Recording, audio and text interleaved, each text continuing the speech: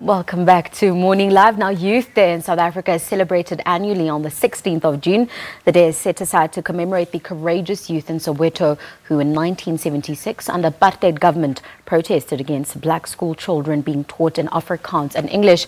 June 16 is a day of festivities, and little goes into ensuring that the public is educated about the significance of that historical event. How do they feel about this? What is their perception of celebration of a day such as June 16th? For that, we're joined by young entrepreneur Sydney Junior Madibo, founding director of NGO Little Big Steps and professional public speaker. Sydney, thank you very much for joining us. Thank you so much for having me. Now, as you heard in my intro, I was mentioning the significance of June 16. Do you think it's being taught or celebrated, commemorated the right way? I mean, part of what I do as well, I'm an aspiring educator, and when we teach history in grade 6, 12-year-olds are taught about the European Renaissance, and they're taught about Leonardo da Vinci, and they're taught a whole lot about European history, and not so much about the significance of some of the most historic events in our country, 16 June 1976 being one of these.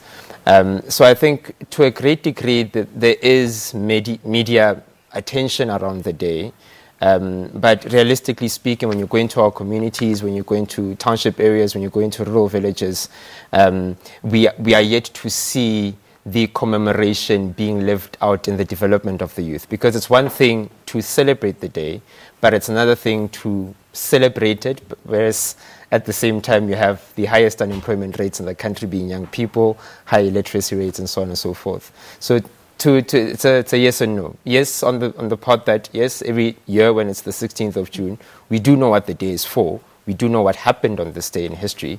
But when we look at where young people are 16 June 2018, in contrast to the past, you can see that there's a lack of a balance there.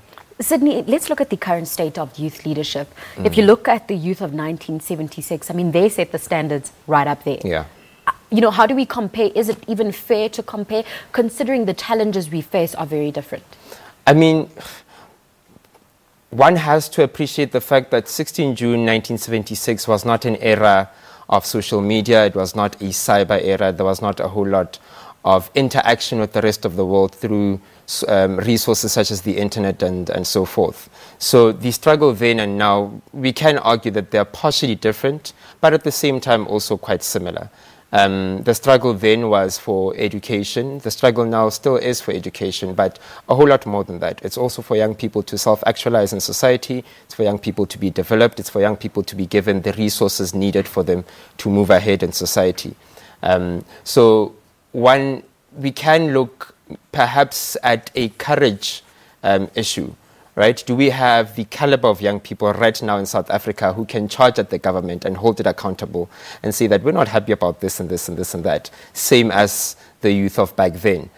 Do we have the kind of young people who start a campaign and only for it to die out in the long run? So in terms of youth leadership, I am yet to see that young leader or those young leaders in South Africa who are really going to hold their leadership to account and are really going to demand that, look, we don't want you to put up stages and sound and just give us free packs on the 16th of June. Give us something that we can use to develop ourselves, because that is far more important than anything else, in my opinion. And in order for that to happen, we actually need that youth to be at the forefront of these discussions and not have it be a once-off thing that happens once a year on a particular day. So the more proactivity we see from the youth's side in holding their leadership accountable will make this day a whole lot more significant than it actually is. I'm actually glad you mentioned campaigns that start and we have a whole lot of hashtags that essentially go nowhere.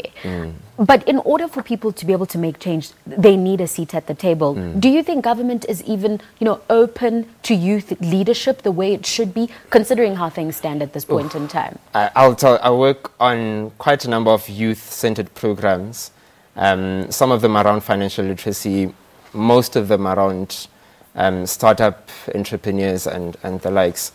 And the lack of support that these programs get, it's alarming. It's extremely surprising. It's one thing for the state to pump money into these projects, right? But it's another thing if they're not monitored and the end result of these projects does not really show us that, you know, young people are actually moving ahead in life. It's a totally different ballgame altogether.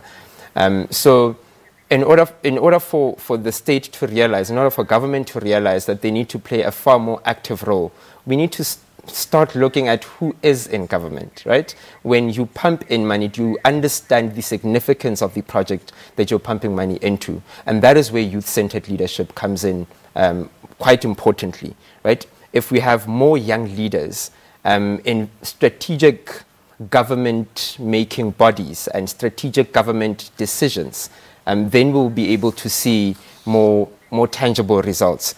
As compared to the norm that we've been accustomed to. So get more young people at that table, but don't just sit them at the table. Have them be the most powerful voice at these tables and take the actual decisions. Now we're running out of time, but just finally, how are you celebrating June 16th? Well, from here, my brother and I are laying my great uncle to rest. But Condolences to you and no, his thank you family. so much. We started our celebrations last week. I was speaking at the United Reformed Church in Vereeniging. And the one thing that we're really trying to do, especially with all these different campaigns and all these different projects, is to get young people to be more active, get them involved in their communities, impact some form of positive change. They can do that, then every day will be Youth Day. Sydney, we'll have to leave it there. Thank you very much for joining us on Morning Live. Now, youngster Sydney Junior Madibo, remembering the Soweto uprisings on the significant public holiday. We are celebrating June 16 today. Let's head over to Simpiwe and check what you are saying on Twitter.